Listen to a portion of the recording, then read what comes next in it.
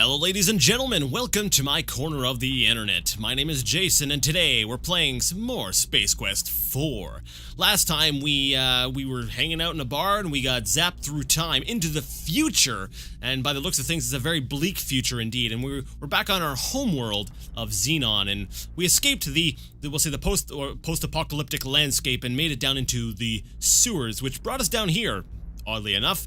So let's go ahead and let's start exploring. We don't really know what our objective is. All we know is that we were trying to escape these characters in these black uniforms from shooting us. So let's go ahead and let's take a look at our surroundings.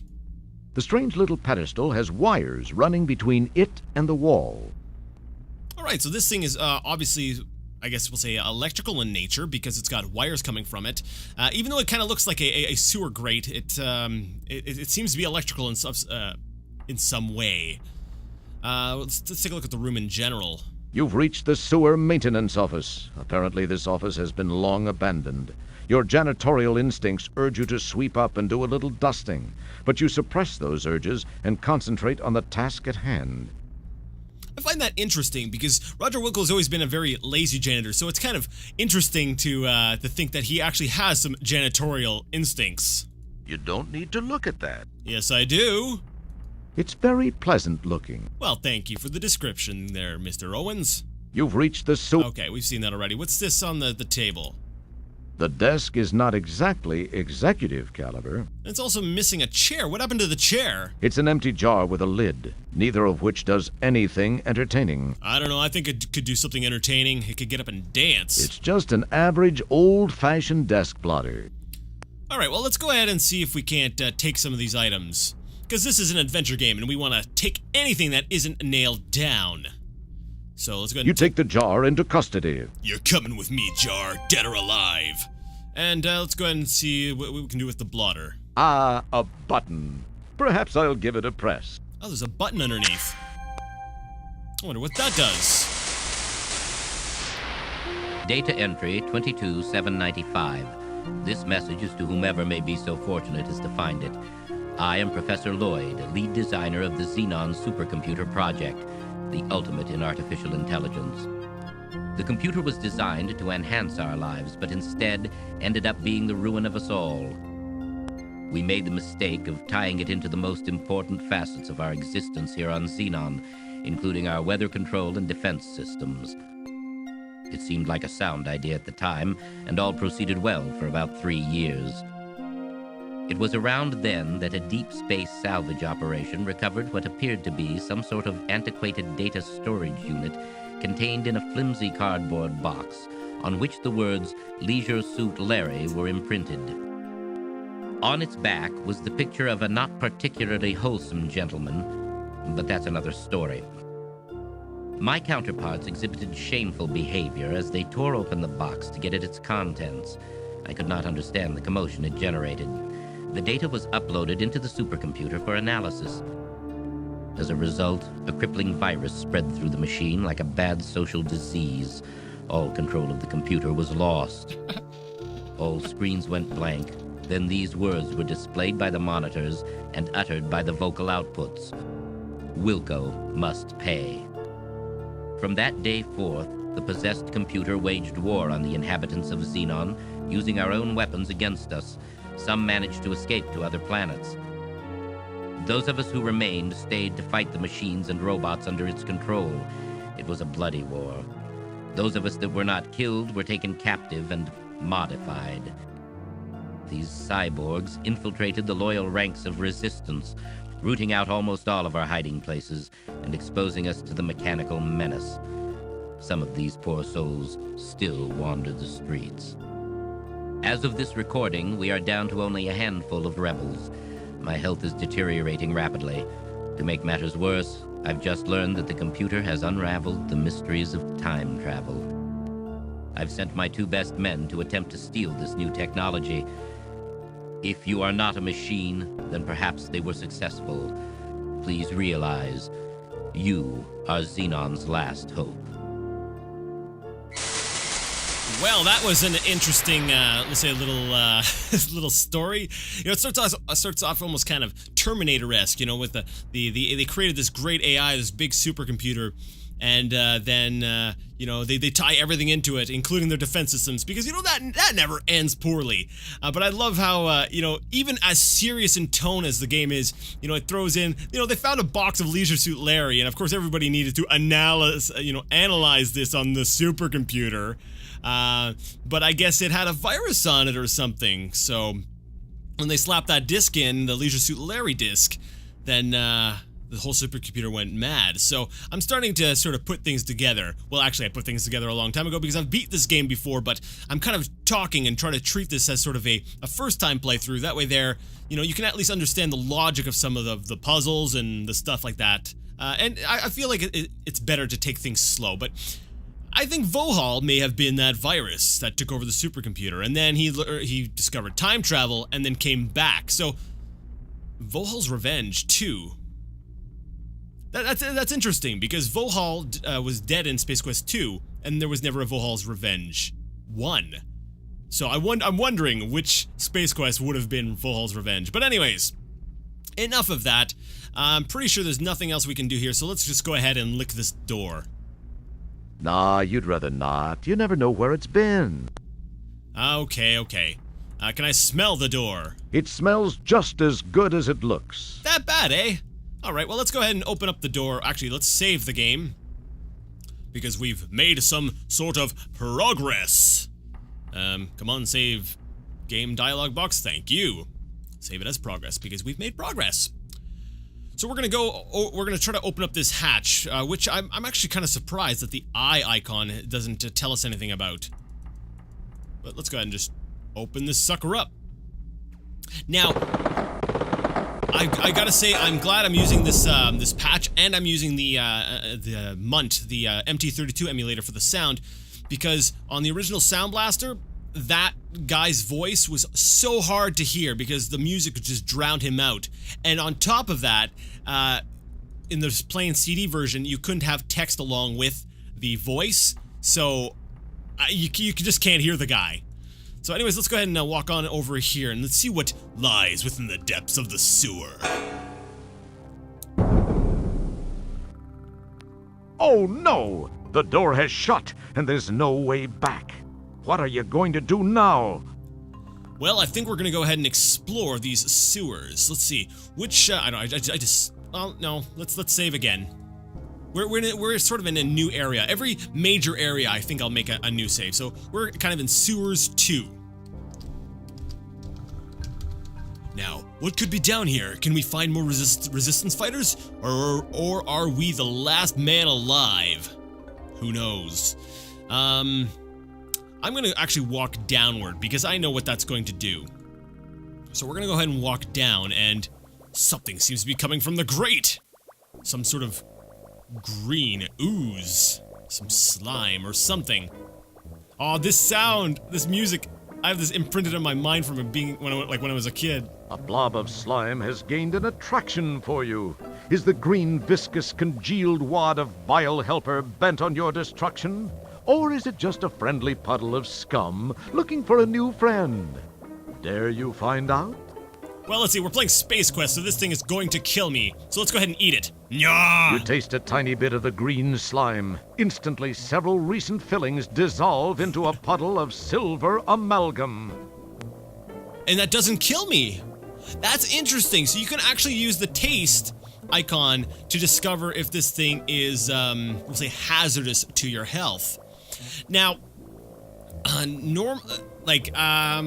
you can... Okay, I'll show you what we can do. Now, the sewers, you can actually come back here anytime, which is a good thing, because later on in the game you do need, you know, some of these items. So we're actually going to take the jar, and you'll discover why as we play the game. I'm not going to tell you now. I'm not spoiling things, but we're going to take the jar and we're going to scoop up some of that slime. So we scoop up the slime. You scoop up the slimy secretion. Better get away now before it scoops you up. Sounds like a good idea. Let's get out of the way.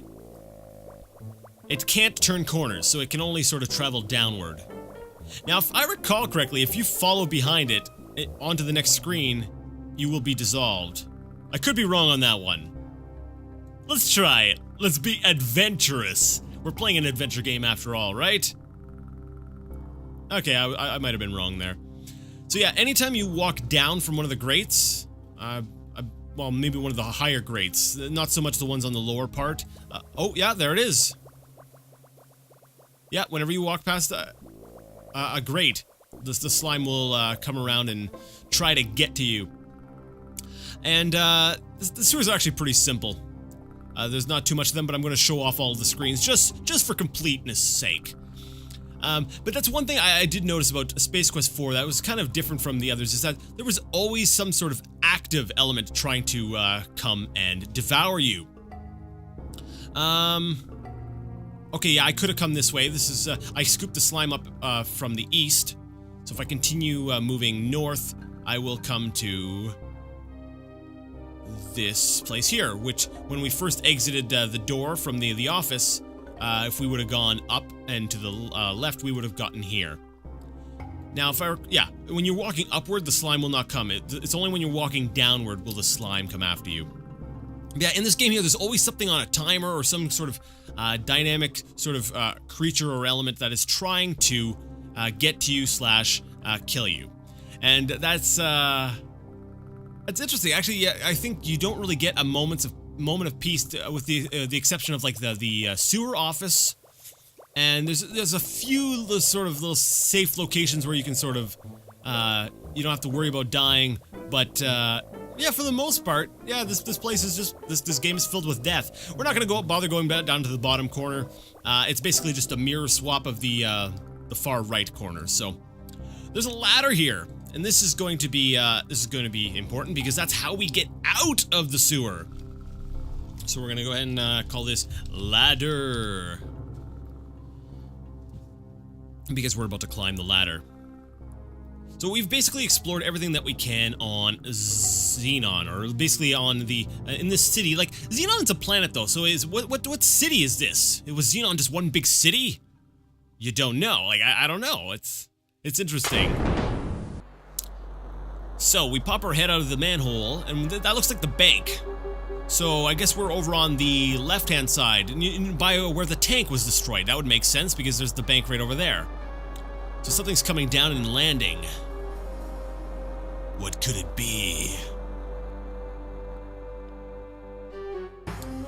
Black guys with guns!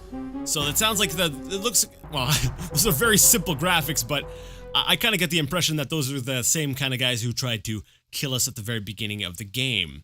So we could go back down into the sewers like a chicken, or we could go ahead and check out the ship, because, everybody jumped out of the ship. What if they left the ship unmanned? Would they do something like that? Let's find out. So let's go ahead and walk on over, through, this is a wide open area, but, hey, we can walk past here. It's no problem. Walking out in the open, nobody will notice us. No big deal. I probably should have looked at it while in the manhole. You look at the finely sculpted ship. It looks to have been designed for atmospheric operation, probably used solely for patrol excursions. Alright, so there are actually, I think there's two ways into the ship. The area in the front, and then there's the landing gear.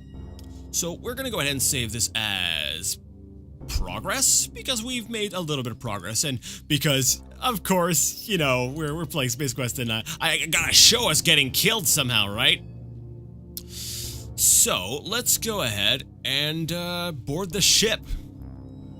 Because, we know Roger's an excellent pilot. It kind of confused me, though, when I was younger, because I'm like, that kind of looks like a landing gear, too. Because it looks kind of like the gears coming out of it, but what the heck was up with that The young animation? shuttle pilot, his seat suddenly humidified by your surprise entry, fires his pulse ray. The shot just misses you and then bounces off the reflective surfaces of the cabin, eventually managing to fatally perforate you. Just as you fade from the Living Organism Club, you think, in amazement, so that's what my spleen looks like. Just as you fade from the Living Organism Club, you think in amazement, so that's what my spleen looks like. I love that's actually, it's been a while since I've had that death, because like I said in the last episode, when you know how to beat a game, you tend to just sort of do what's needed to complete it, and you don't usually explore as much. But I forgot about that death. That's actually a funny death. I like that. All right, this time here, let's actually go ahead and examine the landing gear here. This seems to be a relatively spacious landing gear compartment. Wonder how cramped it gets in there when the gear is stowed. I don't know. Let's find out. Let's go ahead and climb on in. So we're gonna go ahead and climb on into. This seems to be a relatively spacious landing gear. Interesting that it would repeat the look text when you basically click on it. So basically, I guess they were dropping off the patrols, and then the ship goes ahead and it's taking off. Now this is actually I think that's ingenious, because it means that when you need to come back here, there's also an in-game reason why the ship would come back here, and that's to pick up the troops that it dropped off. So we are now inside the ship, and where will we go? What new places will we explore? What kind of dangers await us, and how are we gonna die next? Let's find out. I love the inspiring music. It's like, you're about to go somewhere wonderful. Maybe not. Looks like we get to go visit the great big. I believe the way they described it was it bubbleless? It's a very big looking thing in the distance. Once again, I gotta say, I love the art in this game. Just the way everything looks, it's fantastic. Those painted backgrounds is just so cool. Anyways, so we've gone ahead and we've arrived here, and yeah, this sounds so different because there it is. When I first played this, I played this with a sound blaster, so the sound was very different than with the MT32 emulator. So cool. This sounds. I'm sorry, I'm hearing a lot of this stuff for the first time. It sounds very, very. Man, if I was a kid and I heard if it sounded like this, I would have been like blown away. Now, there's only one instance I can think of where I actually like the. I think it was the Sound Blaster sound better, and that's during the intro sequence. We're gonna call this bass. During the intro sequence, while you're up against the wall with the Time Ripper. The two shots that hit the wall, they sound very weak. The little pew pew sounds. I find in the Sound Blaster, they got like this nice bang kind of sound to them. It sounds really cool and chunky. I like it. This is a fueling unit for the patrol shuttle. All right, so the patrol shuttle lands here. The guy walked off to the left. This is the patrol. This is the middle section of the supercomputer's landing bay. The ship you hitched a ride on rests here. All right, so since the guy went off to the left, let's go ahead and walk off to the right, away from him. Let's explore this this area a little bit. And let's see, on this screen here, we've got, ooh, it looks like a guard. And I don't know why he's looking out that way. Like, it's a kind of a curious post for a guard. Oh. Uh-oh. We're glad you could play I was Space kind of, Quest 4. As usual, I was kind of hoping we would be able to upload. sort of look at him and look around, but it appears that he's just going to shoot you too quick for you to have a chance to really react. So let's go ahead and maybe follow the other guy right after I see what this thing is. This is a maintenance unit for the shuttle. It's of no interest. All right, so this thing here is for fuel and this thing's for maintenance. How does the shuttle taste? It needs salt. Ah, yeah, I hate bland shuttles. A little bit of salt, a little bit of pepper. Oh yeah, that's a meal. All right, let's go over to this side and see what's over here. I love how it's like one big open area, but nobody sees us. What are these fancy-looking doodads? I've just completed a scan of the Labion sector of Space Quest 2. No sign of presence at this time. Mega see the set. Never feel a second. I like the I don't know, I like the talking between them. It's kind of cool. I don't know. and seeing them up close and seeing the sort of different designs of the I don't know, have we been told their names yet? It says SP Dispatch. Okay, well basically their names are... Actually, let's see if... I'm going to try looking at these ones, because these ones won't shoot me as soon as the other one will. Maybe we can let Mr. Gary Owens tell us who these guys are. You look quickly, careful not to attract any attention. As you can see, they are carrying weapons. You give the time pod a long glance. It's not the most attractive vehicle you've ever seen. It resembles an overgrown titanium tennis shoe. A gold-tinted glass shield seals the top. It looks to be a sealed, reinforced structure which houses dispatch communications and monitoring equipment. Alright, well, we will find out about it a little bit later in the game. It's not so much a spoiler, so I think it's okay for me to just say it. They are sequel police. That's right, they travel through sequels. And I never caught that joke when I was younger. I didn't get it. I was like, okay, sequel police. It just sounds like a cool name. But, you know, knowing now, I'm like, oh yeah, sequels. That's funny. So, obviously, they're really stuck in their conversation. They're really engrossed. So we're gonna actually hijack this time pod. Now, important note, if you are playing this game, let me, there we go. You need to make note of this code. You need this code. Do not lose this code. That's the only time in the game you will ever see this code. Just in case I do something stupid, I'm actually going to go ahead and save here because I need that code, and I'm actually going to write this down. I got myself a piece of paper out. I'm going to write down this code. We need this.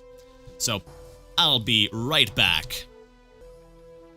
Alright, so I've gone ahead and I've written down that code, and basically this here is your time code. These are your time coordinates, and basically you'll need to, we'll say, collect some codes so that you can figure out where to go through time, or basically you'll need the codes so that you can travel through time. So this will get us back to Space Quest 12.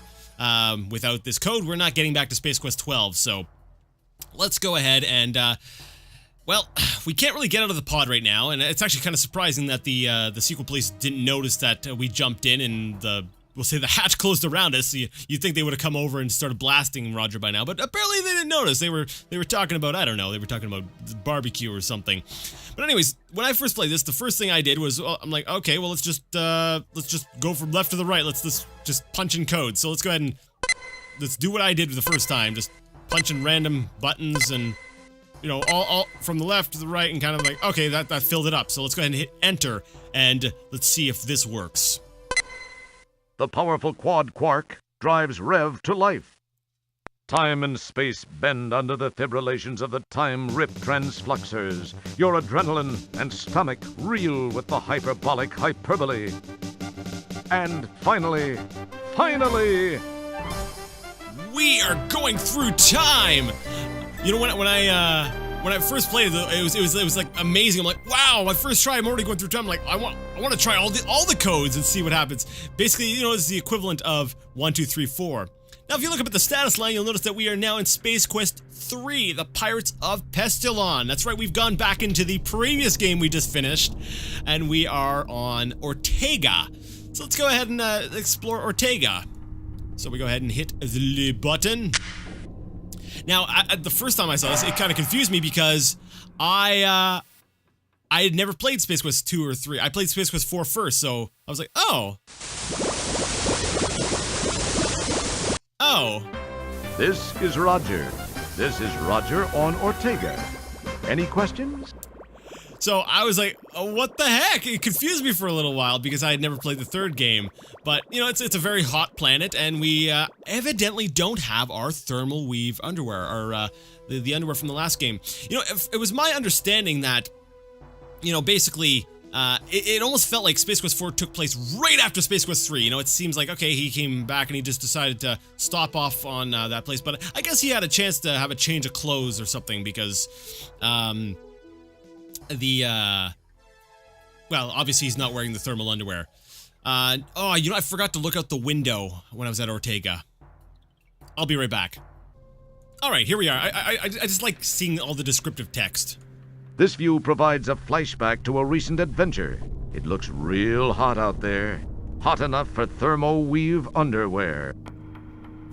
Yeah, and I don't think there's any way of checking if you actually have thermoweave on, but I'm pretty sure we don't. We've already established that. You're sitting inside a time machine, remember? This is a small panel which provides access to the innards of the time pod. If you have a 3P223 4QR access panel wrench, that is. It's some sort of monitor, probably used to monitor something or other. You don't say! Man, that Gary Owens, he's such a wise guy. He just knows everything. The readout displays some interesting symbols similar to those on the keypad. You wonder if these might bear some significance. It's a button with a strange symbol on it. You vaguely remember these symbols from your 5th grade time theory class with crazy Mrs. Drimple. Also on the wall of the bar in Yulin's Flats in Space Quest 1. It's a large compartment that's probably full of instruction manuals, code books, time maps, and the like. Too bad it's also locked. Ah, actually, you know, I've forgotten about that. You know, that would be really handy if you could get in there. But, alas, it's not the way the game is meant to be played. Now, the way I remember the game actually working is, even if you type, no matter what code you type in at first, I think it's the second code is always brings you to the next location. So what we're gonna do is we're gonna go ahead and type in same thing we did last time across the top, except we're gonna push this button right here. And let's see where this brings us. The powerful quad quark drives Rev to life. Time and space bend under the fibrillations of the time rip transfluxers. Your adrenaline and stomach reel with the hyperbolic hyperbole. And finally, nothing much happens. That must not have been a valid code. Try again.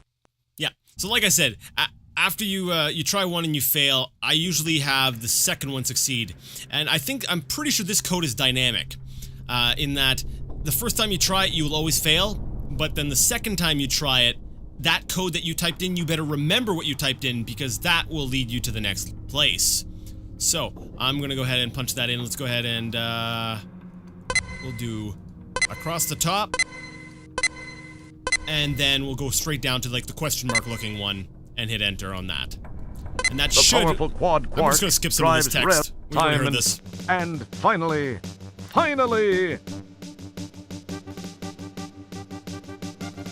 Oh.